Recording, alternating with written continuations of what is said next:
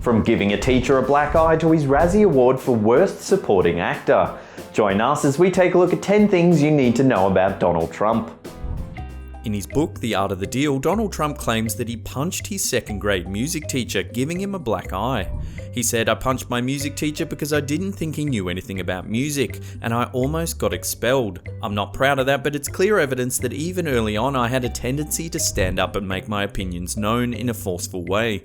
The difference now is I like to use my brain instead of my fists." It was reported that during his run for the White House, Donald Trump used $55,000 of campaign funds to purchase thousands of copies of his own book, Crippled America: How to Make America Great Again. Some have speculated that Trump bought so many copies just to get his book onto the New York Times bestseller list. In 1989, 5 teenagers were accused of raping 28-year-old investment banker Tricia Mealy while she was out jogging in Central Park. Before the boys, 4 of whom who were black and 1 Hispanic, had even faced trial, Donald Trump took out several signed, full-page newspaper advertisements calling for them to be executed. All 5 were eventually found not guilty of the crime. Donald Trump won a Worst Supporting Actor Razzie for his performance in the 1989 film Ghosts Can't Do It. Trump starred alongside Bo Derek in this film that also won Razzies for Worst Director, Worst Picture and Worst Actress. The movie, which was described as a spirited comedy about love after death, was about an elderly man who kills himself after an illness wrecks his body. He then returns as a ghost and tries to convince his young wife to murder another man so he can possess his body. Donald Trump has attacked several large American companies for outsourcing work to other countries, but the fact is that many of his products are produced overseas.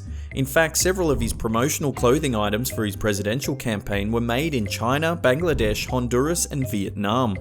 Keeping jobs in the US was one of Trump's main focuses during his campaign, and he warned that if he was elected president, companies would face consequences for outsourcing jobs. I wonder if those consequences extend to his wife Ivanka, whose footwear and jewelry lines are also produced in China.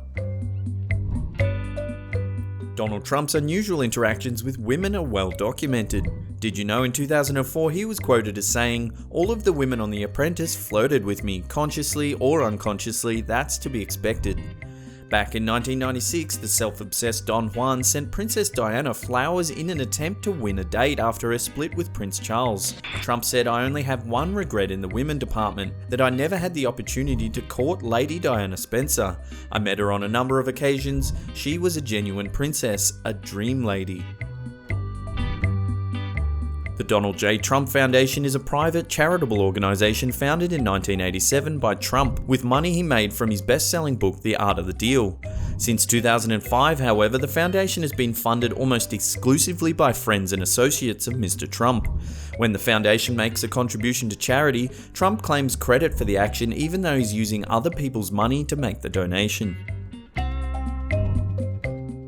Back in 1990, the satirical spy magazine set up a company called National Refund Clearinghouse.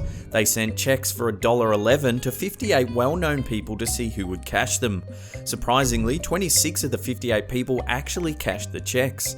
The magazine sent out another round of checks, this time for only 64 cents. 13 of the 26 people still cashed the checks.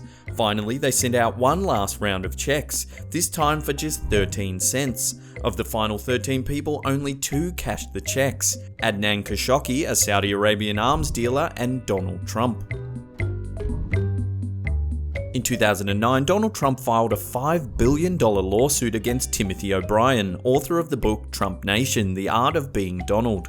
Trump tried to sue O'Brien for claiming in the book that he was only a millionaire and not a billionaire. O'Brien cited 3 unnamed sources who claimed that Trump's net worth was only between $150 million and $250 million. The case was finally dismissed when the court ruled that the author didn't commit any type of actual malice. Back to the Future's villain, Biff Tannen, is actually based on Donald Trump. After years of fan speculation, screenwriter Bob Gale finally admitted that the oafish bully from the popular science fiction trilogy was indeed modelled off Donald Trump. In Back to the Future 2, released in 1989, Biff opens a 27-story casino after using a sports almanac from the future to become rich. The dishonest Biff then uses his wealth to influence US politics. The story is so eerily similar, it seems the writers of these films may have actually had access to a time-travelling DeLorean. Well, there's another episode in the can. Thank you so much for watching. If you can't get enough of the slapped ham goodness, then why not try one of those two playlists there? And that's it for me. I'll see you all next time.